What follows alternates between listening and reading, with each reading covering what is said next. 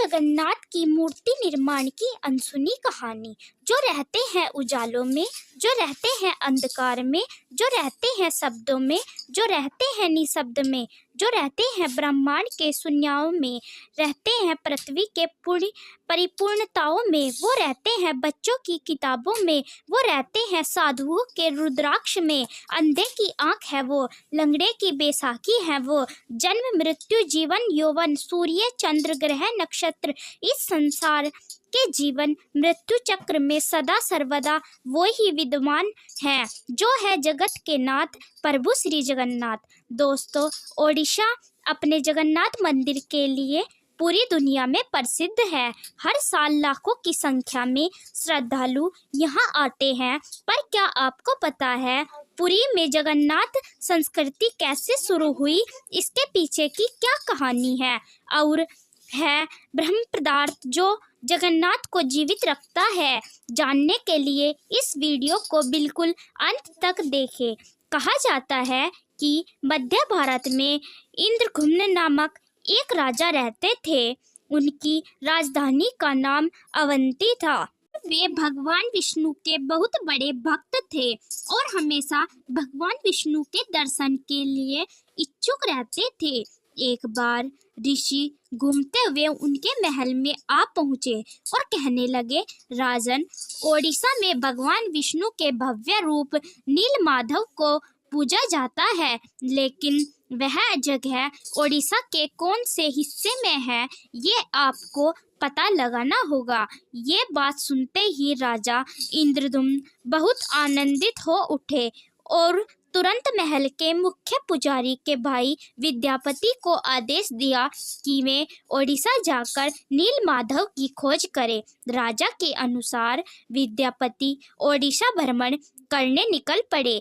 बड़ी ही लंबी यात्रा के बाद जब विद्यापति ओडिशा के एक गांव में पहुंचे, तब उन्हें कुछ गुप्तचरों के माध्यम से पता चला कि वहां के मुखिया विश्ववासु एक गुप्त गुफा के अंदर नीलमाधव की पूजा करते हैं। यह बात सुनते ही विद्यापति विश्ववासु के सामने विनती करने लगे कि वे उन्हें देव पूजा का स्थान दिखाए, लेकिन विश्ववासु ने साफ मना कर दिया। विद्यापति उसी गांव में रहने लगे। कुछ ही दिनों में उन्हें विश्ववासु की बेटी ललिता से प्यार हो गया और दोनों ने शादी भी कर ली। शादी के कुछ दिनों बाद विद्यापति अपनी पत्नी को नीलमाधव की सिर्फ एक झलक दिखाने के लिए अपने पिता को मनाने के लिए कहा। बेटी की जिद को देखते हुए आखिर विश्ववासु भी मान गए, लेकिन एक शर्त पर कि विद्यापति की आंखों पर पट्टी बांधकर वहां ले जाया जाएगा।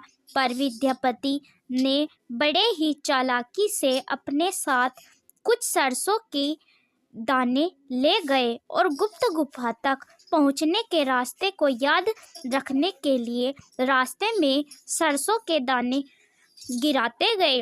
गुप्त गुफा में पहुंचने के बाद जब विद्यापति ने आंखों से पट्टी हटाकर नीलमाधव की दिव्य छवि को देखा, तब वे उन्हें देखते ही रह गए। गुप्त गुफा से लौटकर विद्यापति ने राजा को सब कुछ बताया और राजा भी अपने प्यारे भगवान के दर्शन के लिए तुरंत निकल पड़े। लेकिन जब राजा इंद्रदुम्न विद्यापति के साथ गुप्त गुफा में पहुँचे, तब उन्हें वहां कुछ नहीं दिखा। नीलमाधव अंतर्ध्यान हो चुके थे। राजा निराश होकर महल में लौट आए। उसी रात को उसने सपने में जैसे देवलोक से कुछ संदेश आया कि वह पुरी जाए और वहां समुद्र में तैर रहे एक लकड़ी के तने को बाहर निकाले। राजा ने इस संदेश का पालन किया और उन्हें पुरी के समुद्र तट पर सच में एक लकड़ी का तना तैरता हुआ दिखाई दिया। लेकिन राजा के सेवकों के लाख कोशिशों के बाद भी कोई भी उस लकड़ी के तने को उठा नहीं पाया। अंत में कबीले के सरदार विश्ववासु की सहायता से उस तने को महल में लाया गया, परंतु उस लकड़ी के तने से कोई भी कारीगर नीलमाधव की छवि तराश नहीं पा रहा था। कहते हैं कि जब इस काम को करना असंभव हो गया, तब देवताओं के शिल्पीकार श्री विश्वकर्मा एक बूढ़े बढ़ई के रूप में प्रकट हुए।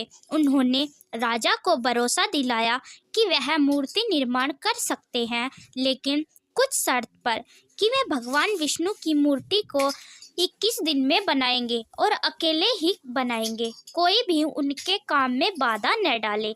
राजा ने सभी शर्तें मान ली।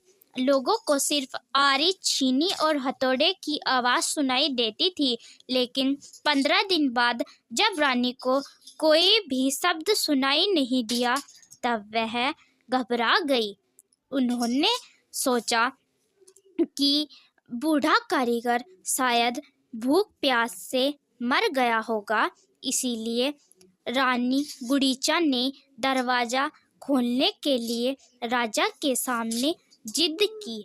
आखिर में दरवाज़ा खोला गया और राजा ने देखा कि वह बूढ़ा कारीगर जैसे गायब हो गया है और अपने पीछे आधी बनी 3 मूर्तियां छोड़ गया है, जो आज प्रभु जगन्नाथ, बड़े भाई बलभद्र और छोटी बहन सुभद्रा के रूप में पुरी के श्री मंदिर में पूजे जाते हैं।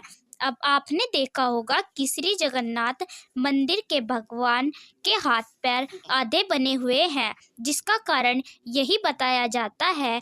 कहते हैं कि द्वापर युग में श्री कृष्ण की लीला एक शबर के हाथों समाप्त हुई और बाद में कलयुग में एक शबर विश्वावसु के हाथों नीलमाधव की यात्रा शुरू हुई थी। क्या आपको पता है, प्रभु जगन्नाथ को भी बुखार आता है, उनको भी दवाई दी जाती है। वे कभी कभी ठीक हो जाते हैं, पर कभी कभी नहीं। उनका पुनर्जन्म होता है, जिसे कहा जाता है नवकलेवरम, जो हर 8 साल, 12 साल या 19 साल में एक बार होता है।